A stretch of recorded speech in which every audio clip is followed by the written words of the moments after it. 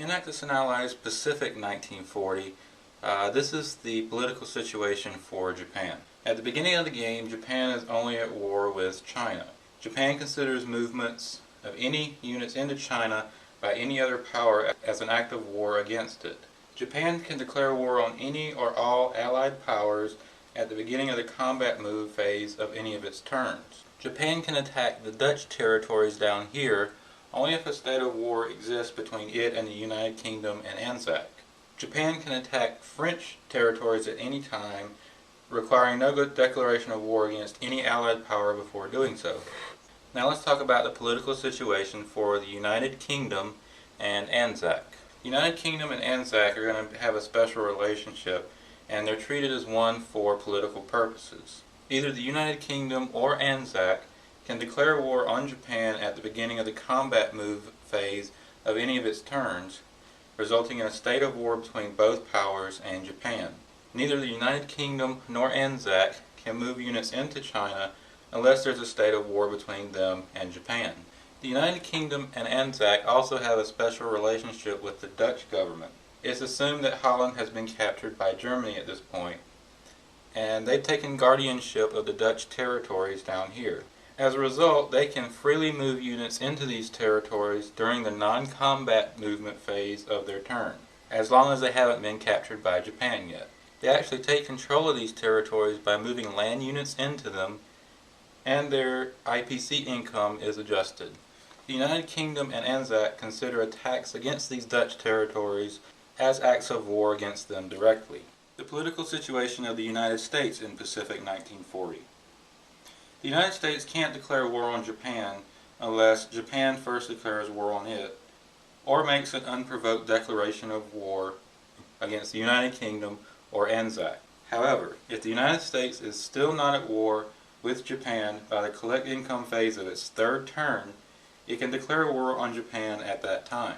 When the United States enters a state of war with Japan, the United States switches from a peacetime to a wartime economy and collects a bonus of 40 IPCs in the collect income phase of their turn. The wartime economy takes effect during the first U.S. turn in which it's at war with Japan, regardless of whatever event triggered that state of war. The Soviet Union is up here on the Pacific 1940 board, and in the Pacific 1940 theater game, the Soviet Union has entered into a non-aggression treaty with Japan. So as a result, no units from any power can move up into Soviet territories at any time during a game of Pacific 1940. China is represented by these territories along the left side of the board. China is a separate power and takes a complete independent turn. Normally China can only buy infantry, but there's a special map feature, the Burma Road, which goes from India through Burma, Yunnan, and ends in Szechuan. If the Allies control the territories the Burma Road runs through, meaning the Burma Road is open, then China can also purchase artillery. Also, China does not have any industrial complexes, so any purchased units can be placed in any territory currently controlled by China. Chinese territories have a Chinese nationalist symbol imprinted on them. Some of these territories start the game controlled by Japan. Chinese units have a limited range of movement. They can only move into territories which have this Chinese nationalist symbol on them. Kwangtung and Burma are special cases. While they aren't Chinese territories and can't be controlled by China, Chinese forces can attack Axis units there and occupy them, but the IPCs generated will go to the United Kingdom. These are the only non-Chinese territories that Chinese units can occupy. At the beginning of the game, the Chinese have an American fighter located on the map here in Szechuan. This represents an American volunteer group and is considered part of the Chinese forces, and the Chinese move this fighter, but it cannot leave territories that the Chinese are restricted to. If the American fighter is destroyed, another one cannot be purchased. Allied units can be moved into Chinese territories, but doing so is an act of war against the Japanese. As I said, the Burma Road is a vital part to the Chinese war effort. When all of the territories the Burma Road passes through are controlled by the Allies, not only can China purchase artillery units, but they also receive a bonus income of 6 IPCs per turn. Artillery units will be supplied by the United States player because China doesn't have any of its own. Like I said, China does not have a capital. If all of the Chinese territories are captured by Japan, China retains its IPCs and does not hand them over to Japan.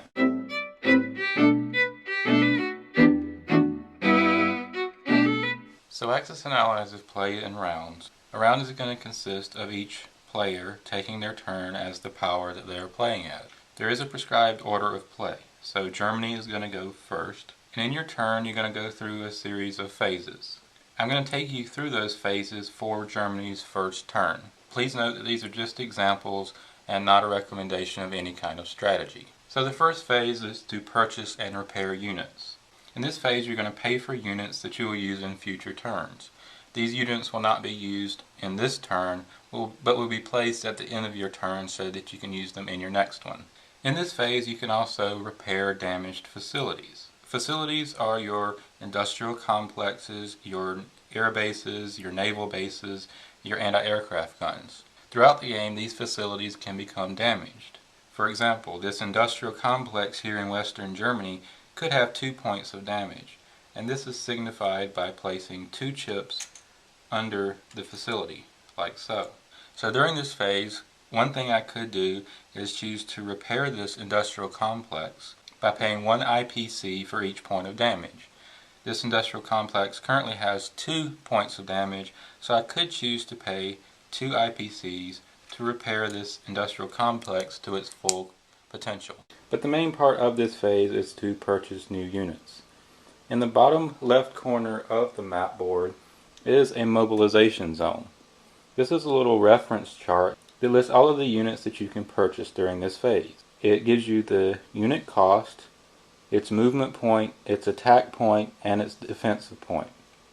So you can look at the cost column on this chart to figure out what you can buy with the money you have. Germany starts out with 30 IPCs. So for example, I could choose to purchase 2 infantry units.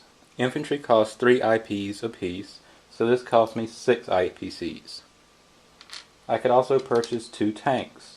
Tanks cost 6 IPCs apiece, so these 2 tanks cost me 12. I could also buy a fighter. A fighter costs 10 IPCs. So that's 6 IPCs for the infantry, 12 IPCs for the tanks, and 10 IPCs for the fighter. So 6 plus 12 is 18, plus the 10 is 28. I have 30, so I would have $2 left over. I don't have to spend all of the IPCs or dollars that I have in a given purchase units phase. So once I decide what I want to buy, I subtract the IPCs from what I have available and place the units that I want to buy on the mobilization zone. The second phase is combat movement. In this phase, you're going to move your units into territories where there are units from a power that you are at war with. For example, Germany starts out the game at war with France and the United Kingdom. So Germany can move its units into France as part of its combat movement. You refer to the movement points for each of your units in determining how many territories they can move. In this example, we're going to have Germany invade France and try to take over the French capital. In order to show you this example, I'm going to move the French units and the United Kingdom units out of France so you can see the movement of the units. Germany is going to decide that they're going to commit as many of their ground units as possible to this invasion of France because it's very important. So there are some infantry units in Holland, Belgium, which is 1 territory away. Infantry units can move 1. So as part of the combat movement, we can move these infantry units down as part of the invasion of France. Similarly, the artillery unit in Holland, Belgium with a movement point of 1 can also move down into France. The tanks in Holland, Belgium have movement point of 2, but they do not have to use all of their movement points in a combat move, so they can just move 1. We're going to leave the fighter in Holland, Belgium for now. And in a similar way, the units from Western Germany can move in to assist. The infantry units, the artillery unit, and the mechanized infantry. Now let's look at Greater Southern Germany. The infantry and artillery units there can only move 1, so they can't reach France to help out in the invasion. but they can't move into Western Germany because that's considered non-combat. It doesn't result in moving into a territory where enemy units are present. However, the 2 tanks in Greater Southern Germany with a movement point value of 2 can move through Western Germany and into France. So those are all the land units that can reach and assist in the invasion of France. So now we have to think about the air units as well as the naval units. We may decide that we need some air support in the invasion of France, so we may want to move some air units in there as well. What's tricky with air units is that you can't use your full air unit movement value and end in the territory you're invading. This is because the air unit must be able to land in the non-combat movement phase in a friendly territory. For example, this fighter up in Norway could reach France. It has a movement point of 4. The way it would move to France is you would count the next ocean as your first movement point, the next ocean as your second, into Holland and Belgium as your third, and into France as your fourth. But you wouldn't have any more movement points left to move back to another friendly territory in order to land. You can't end in an enemy territory. Even if you eventually take this over, you still can't land there. So the fighter in Norway can't contribute to the invasion of France. However, this fighter in Holland, Belgium can. It's only 1 territory away, so it can move in there with 1. And then it has 3 movement points left to move in a non-combat movement to land in a friendly territory.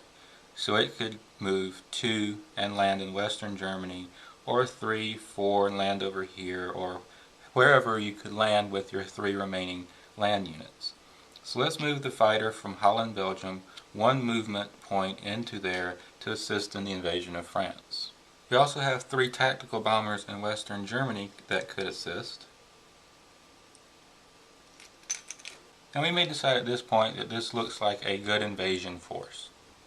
So let's look at the naval battles. We have a bunch of submarines out here in the ocean. We have a lot of UK ships in the waters that we want to rid out because we may decide to invade United Kingdom in a future turn or two. We have a battleship here that has a movement point of 2, so it can move 1 space here to attack the UK and French ships there. The battleship cannot move once it's encountered an enemy ship, so we could also move this ship in here to attack as well. These 2 submarines are in range to attack this battleship and this other UK ship, so we can move those 2 submarines into there, and these 2 submarines to attack these UK ships there.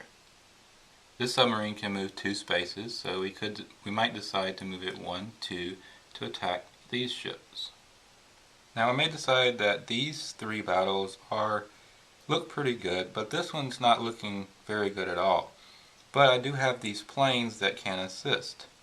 These are fighters. They have a movement point of 4, so they could move 1 into Holland and Belgium, 2 into the sea zone to attack those ships, and they have 2 points left to land in the non-combat phase, so they could go 1 or 2 or wherever they could land with 2 movement points remaining. So we can move those 2 fighters in there to attack as well.